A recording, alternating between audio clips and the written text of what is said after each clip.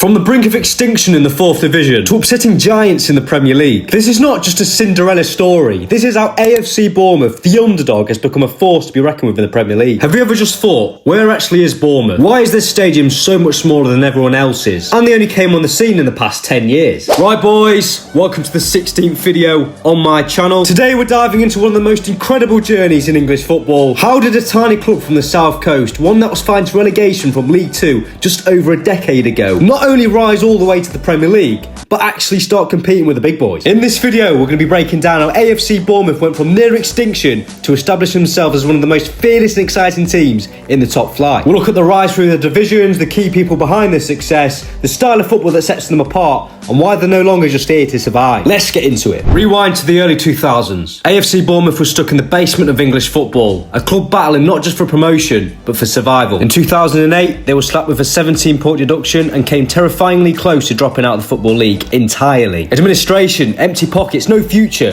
That was the reality. Enter Eddie Howe. At 31 years of age, the former Bournemouth player took charge when things looked hopeless. With most fans thinking it would be a short-term fix, what happened next was a miracle. Howe didn't just keep them up, he rebuilt the club's identity. Fast, fearless attacking football. And in 2010, Bournemouth quickly earned promotion to League One, which was just the beginning. In 5 short years, Bournemouth rose from League 2 to the Premier League, a club of 12,000-seat stadium, suddenly rubbing shoulders with the likes of Arsenal, Chelsea and Man United. At the end of the 2014-15 season, they clinched the Championship title. The dream was real. The Premier League had suddenly just become red and black. Then came the 2015-16 season. Most expected them to go straight back down. I mean, rightly so. Bournemouth didn't just survive, they played bold, beautiful football, beating the likes of Liverpool, outplaying Chelsea that season, holding their own against the Titans. That 4-3 comeback against Liverpool, legendary. Bournemouth thrived without billionaire owners or massive sponsorships. They built smart. Players like Callum Wilson, Josh King, Ryan Fraser developed and unleashed. The secret, a tight-knit squad, tactical discipline, and a manager who knew how to get the best from every player. But in 2020,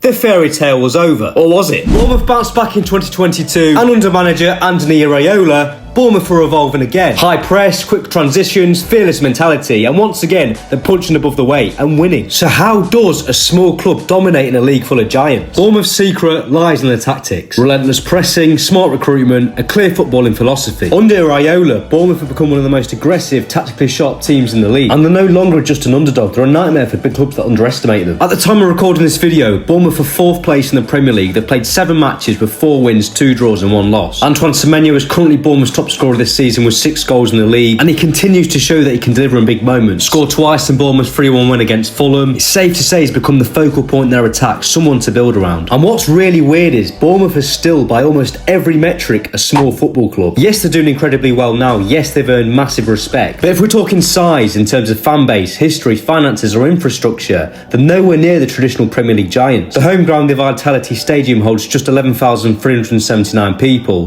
the smallest stadium in the league by far. Clubs even in League 1 and League 2 have larger crowds week in, week out. They don't have a global following, no massive international fan base, no historic European nights, and no league titles. But if we're talking solely club size, Bournemouth should be in League 2 and have to push League 1. All this just shows how truly well Bournemouth have done with such limited resources. The chances of Bournemouth playing in the Premiership are no higher than the likes of Scunthorpe United, who are now in the National League. But let's be honest, even with the recent success, Bournemouth still faces a ceiling that's hard to break through. They don't have a youth academy churning out world-class talent. The transfer budget is tiny compared to even mid-table clubs. Every summer they risk losing the best players, not because they want to sell, but because they can't match wages or ambition. Let's be real, if Antoine Semenyo keeps scoring like this, how long before a bigger club comes calling? And when it comes to attracting talent, Bournemouth just isn't a top destination. Top tier players want to play Champions League football. Massive crowds, worldwide exposure, things Bournemouth simply can't offer right now. Even sponsorship and branding are limited. You won't see Bournemouth shirts flying off the shelves in Asia or the US. The commercial revenue is a fraction of what the big six pull in, and that matters because in modern football,